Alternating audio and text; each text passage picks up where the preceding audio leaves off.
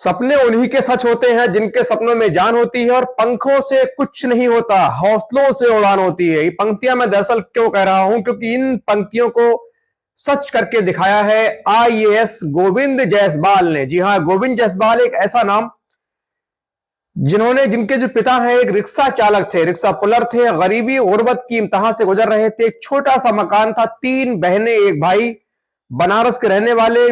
बचपन में ही जो उनकी माता जी हैं इंदू देवी, उनकी मृत्यु हो गई। उनको बीमारी थी, उस बीमारी के चलते इनके पिता के कुछ रिक्शे बिक गए, क्योंकि ये रिक्शे किराए पर चलवाते थे। लगभग 30 रिक्शे इनके पास थे। उसके बाद एक रिक्शा बचता है, उसको खुद अपने आप खींचते हैं, चलाते हैं। दिन भर मेहनत करके बच्चों को पढ़ाया। गोविंद जायसवाल ने, उनको एक पड़ोसी द्वारा ये कहा गया कि तुम बचपन में अपने दोस्त के साथ उसके घर पहुंच जाते हैं, तो उनके पड़ोसी कहते हैं तुम मेरे घर क्यों आए, तुम्हारे पिता रिक्शा चालक हैं, आइंदा मेरे बच्चे के साथ खेलने की कोशिश मत करना। दरअसल यही लाइनें उनके सीधे दिल में, बच्चे के दिल में घर कर जाती हैं। फिर उसके बाद वो ठानता है आईएएस बनने की, वो दाग धोने की, वो दाग मिटाने की, जिसके लिए लगातार उसके परिवार को ताने मिल रहे थे। उसने सोचा कि एक दिन वो करके दिखाऊंगा कि हर कोई बनना चाहेगा उसके जैसा। उसके बाद दिल्ली पहुंचता है 2007 में। पहले ही प्रयास में हिंदी मीडियम से यूपीएससी क्वालिफायर किया, क्रैक किया, उसके बाद बन गए डीएम। उन्हीं की कहानी लेकर के हम हाजिर हुए हैं। निश्चित तौर पर ये जो कहानी है आपको ऊर्जा प्रेरणा से भर देगी, तमाम उन लोगों के लिए जो ये कहते हैं कि गुर्बत के सहारे, गरीबी के सहारे हमारे पास संसाधन नहीं है, तो हम क्या करें। उनके लिए गोविंद जो जायसवाल आईएएस है, एक प्रेरणा है, एक ऊर्जा है, एक एग्जाम्पल है। नमस्कार, मैं हूं शकील कादरी। आज के एपिसोड में कहानी उस गरीब शिक्षार्थी की, उस युवक की, जिसने तमाम बाधाओं को, चुनौतियों को पार करके अपने ध्येय पर, लक्ष्य पर पूरा फोकस किया और बन गया डीएम। दरअसल जो गोविंद जायसवाल होते हैं, इनकी जो जन्म है 1983 में बनारस के एक मोहल्ले में होता है। उस वक्त जब इनका जन्म हुआ तो पिताजी बड़ा गरीब थे। लगभग 30-35 रिक्शे ये किराए पर चलवाते थे। जैसे गोविंद जायसवाल बड़े हुए, लगभग 7 साल की उम्र में इनकी जो माता है बीमार हो जाती है। उनको गंभीर बीमारी लग जाती है। तमाम जगह उनका उपचार कराया जाता है, लेकिन कहीं से कोई राहत या लाभ नहीं मिला। उसके बाद बीमारी के चलते इनके पिता को अपने 1-2 रिक्शों को छोड़कर सारे रिक्शे बेचने पड़ते हैं, पैसे की व्यवस्था करते हैं, लेकिन मां फिर भी बचती नहीं है। उनका देहांत हो जाता है। उसके बाद जो पिता हैं एकदम अकेले पड़ जाते हैं। अब 3 घर में बहनें, निर्मला, ममता, गीता, चौथे ये भाई गोविंद जायसवाल। 4 बच्चों का एक रिक्शा पुलर पर कितना बड़ा बोझ होगा, वो एक सोचने का विषय है। 4 बच्चों को पालना एक कितनी बड़ी जिम्मेदारी होगी उनके ऊपर, कितना बड़ा जिम्मेदारी की जो जिम्मेदारी होती है, उसको निभाया होगा रिक्शा चालक ने। उसके बाद बच्चे को किसी तरह पढ़ाया, कभी खाना खाया, कभी नहीं खाया, कभी आधी रोटी, कभी आधी से भी आधी रोटी, लेकिन बच्चे को पढ़ा रहे थे। दिन भर रिक्शा खींचते, मेहनत करते, पसीना बहाते। शाम को जो पैसे पैदा होते, जो बचते, उनको लेकर घर पहुंचते, बच्चों के लिए छोटी मोटी चीजें लेकर पहुंचते, घर में खाने का इंतजाम करते। लेकिन बच्चे में जो 3 बेटियां हैं उनको भी शिक्षा दिला रहे थे, जो बेटे हैं इनको शिक्षा दिला रहे थे। इनको बेटे जो हैं गोविंद जायसवाल, ये पढ़ने में शुरू से ही मेधावी थे, कुशाग्र बुद्धि थे। एक बार की बात है, लगभग इनकी उम्र रही होगी 11 से 12 साल। तब अपने 2 स्कूल का जो उनका क्लासमेट था उसके साथ फुटबॉल खेलने के लिए उसके घर पहुंच जाते हैं। तभी अचानक उस बच्चे के पिता आ जाते हैं। वो इनको देखते ही बच्चे से कहते हैं, तू इनको अपने घर क्यों लेकर, तू इसको अपने घर क्यों लेकर आया, ये तो एक रिक्शा चालक का पुत्र है, आइंदा यदि ये घर में आया तो मैं तुम्हारी पिटाई लगाऊंगा। और फौरन गोविंद से वो घर वापस जाने के लिए कह देते हैं। गोविंद जब वहां से चलते हैं तो उनको अजीब सा लगता है कि उनको समझ नहीं आता कि इसके पिता ने मुझे घर से जाने के लिए क्यों कहा, क्योंकि बालक बुद्धि थे, बच्चे थे। लेकिन उन्होंने आकर ये पूछा। उनके जो पड़ोस में रहने वाले अंकल थे, वो दरअसल शिक्षित व्यक्ति थे, उनके पास गए। उन्होंने कहा, अंकल मैं क्या करूं, जैसे मुझे लोग रिक्शा चालक का पुत्र कहकर ना चाहे, मेरे लोग उपहास ना उड़ाएं, मजाक ना बनाए। तो उन्होंने कहा इसके लिए 2 चीजें हैं। पहली, या तो यूपीएससी क्वालिफायर करो, डीएम बनो, या तो यूपीएससी क्वालिफायर बनो, क्वालिफाई करके डीएम बन जाओ, या बड़े बिजनेसमैन बन जाओ।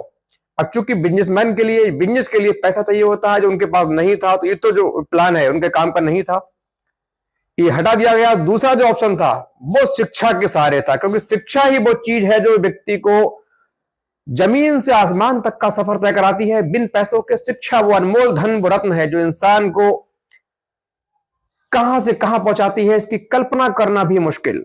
लिहाजा फौरन उन्होंने पढ़ने की सोची और डीएम बनने के लिए जो तैयारियां होती हैं और जो रास्ते होते हैं सब पे डिस्कस किया, मालूम किया, धीरे धीरे पढ़ते रहे। उसके बाद सन आती है 2006।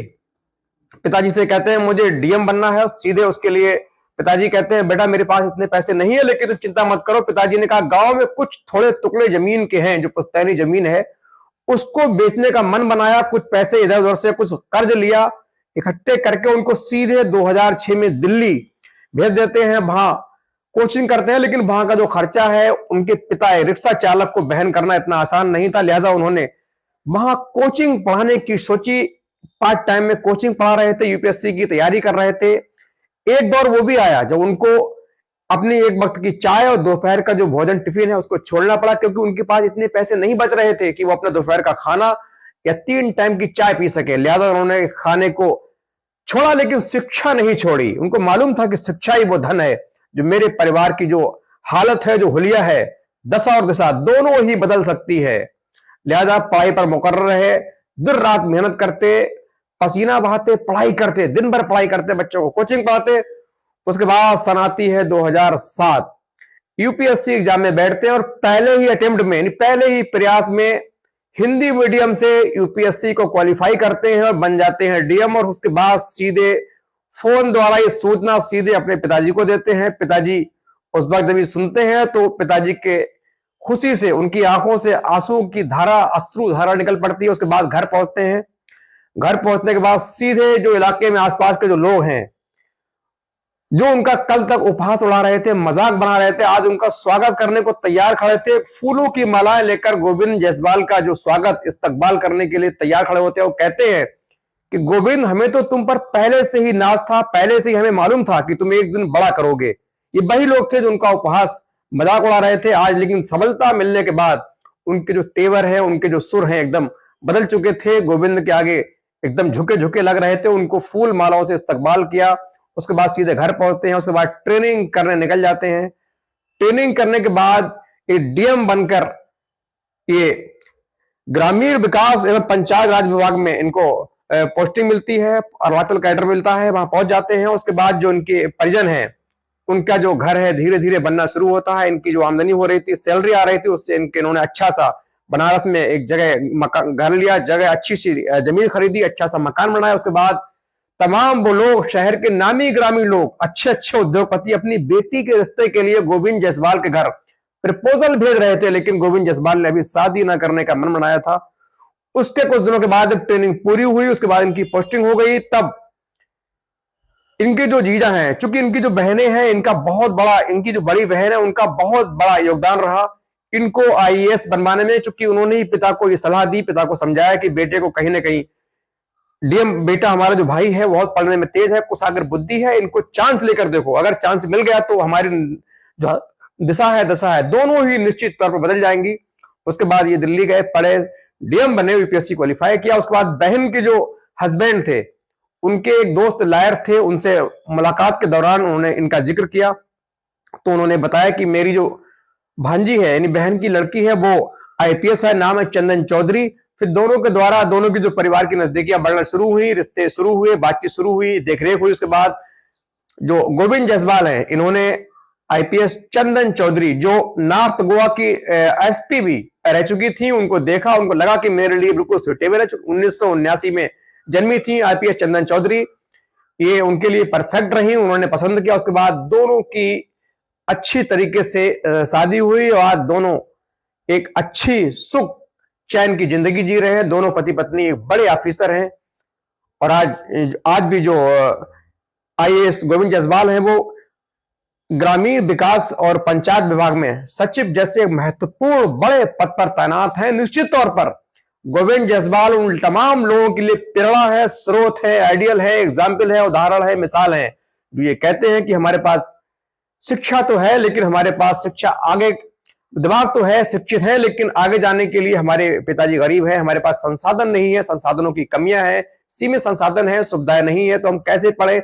उनके लिए एक मिसाल है, उदाहरण है, एग्जाम्पल है आईएएस गोविंद जायसवाल, जो विषम परिस्थितियों में भी, विपरीत परिस्थितियों में हालात खराब होने के बावजूद रिक्शा चालक के पुत्र ने डीएम बनकर दिखाया। ये बहुत बड़ी बात है। इनके ऊपर एक डॉक्यूमेंट्री फिल्म भी बन चुकी है। लिहाजा ये जो डीएम जायसवाल है आज खुशहाल जिंदगी जी रहे हैं। इनके पिता आज भी अपने पुराने वक्त को याद करते हैं तो रो पड़ते हैं। अक्सर लोग उनको अपने पास बिठाते हैं कि कैसे ही मेरे पास 2 मिनट बैठ ले, इनसे हम पूछ ले कि कैसे आपने अपने बेटे को रिक्शा चलाते हुए डीएम बनाया।